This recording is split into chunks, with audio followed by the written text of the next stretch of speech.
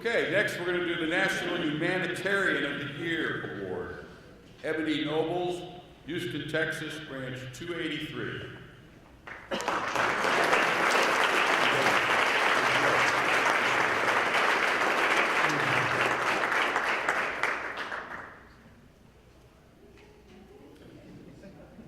Ebony is accompanied by Branch 283 President Willie Ferguson. Thanks for coming, Willie.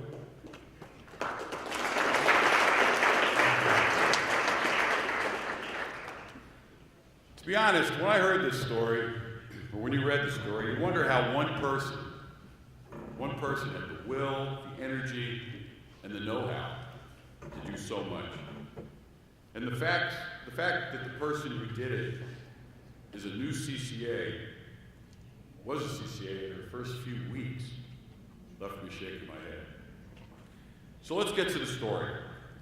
As we all know, Hurricane Harvey delivered a historic blow in August 2017 to the Gulf Coast of Texas, and in particular to Houston, which is the nation's fourth largest city.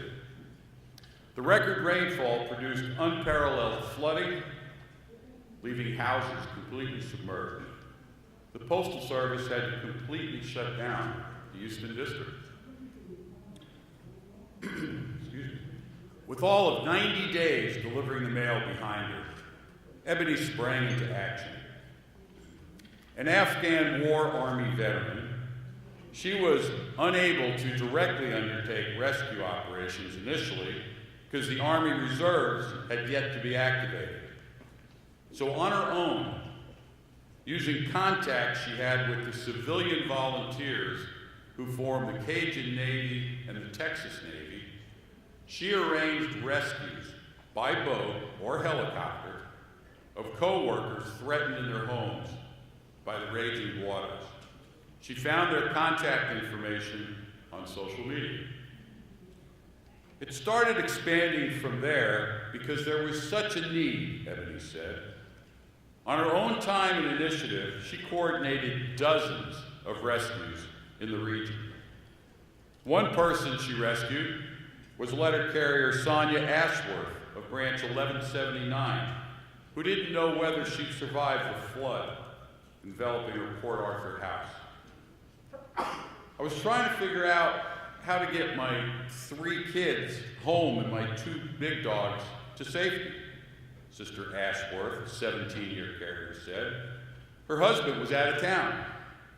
The water was rising, and she knew for safety reasons she'd soon have to turn off the electricity. What do I do, she wondered. The kids are calm. I can't let them see me blink.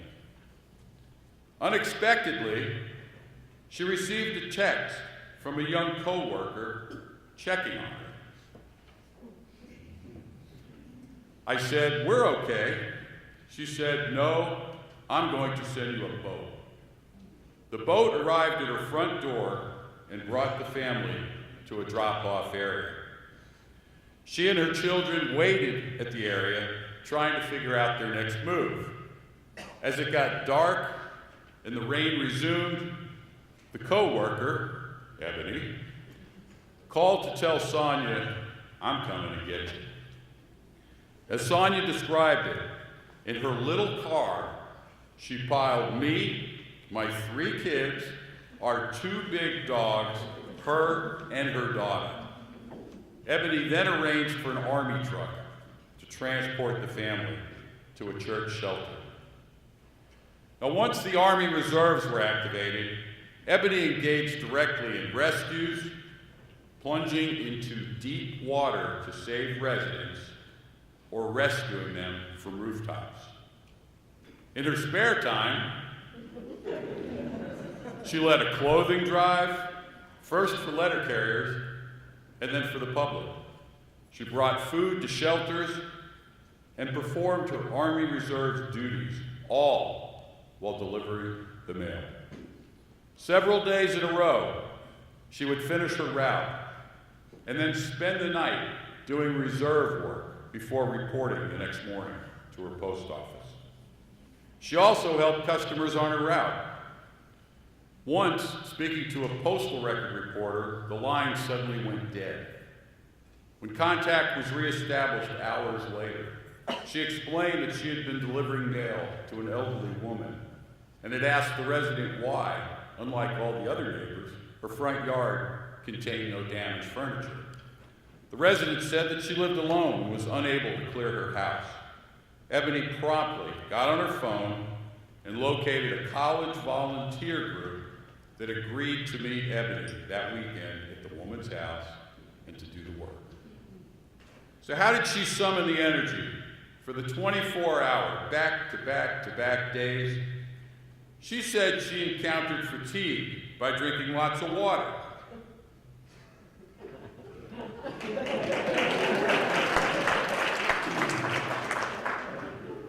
A tactic that she said she learned when she was deployed in Afghanistan. I'm just doing what any human being would do in this situation. Right. The concept of service, she says, originally led her to the military and then to the uniform that she now wears. I feel like I was put on this earth to serve and help people, Ebony said. This award is humbling, and I'm very grateful. But as the judges put it, she used many pathways, including the use of her contacts to coordinate rescues. She did everything she could think of to help. They used words like incredible and resourceful, persistent and creative. My reaction is, wow, amazing. Ebony, I'm truly proud to present you with the award as the 2018 National Humanitarian of the Year.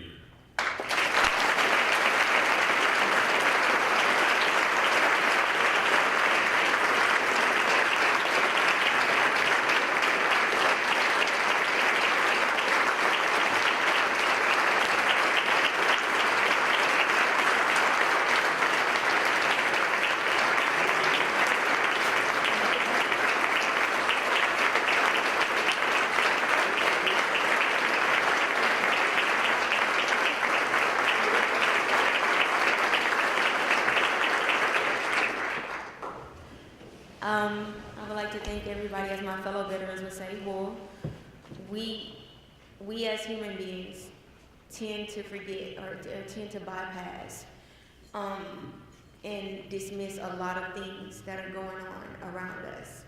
And when you're in the middle of devastation and you're in the middle of turmoil and you see a city that you work in, you see a city that you live in, and you watch the devastation and you watch the utter defeat of some people that just give up, your only reaction is to jump in and help. It's what you can do and what you're capable of. And I'm pretty sure anybody in this room would have done the same thing that I've done.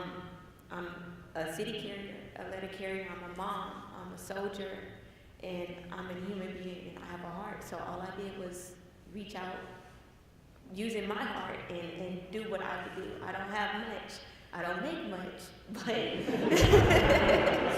I did what I could do. And I want to thank everybody, Mr. Dine especially, because he knows that I told him specifically that I would only do the interview and that would be it, but it kind of rolled downhill from there. So I want to thank everybody that felt that I was deserving of this award.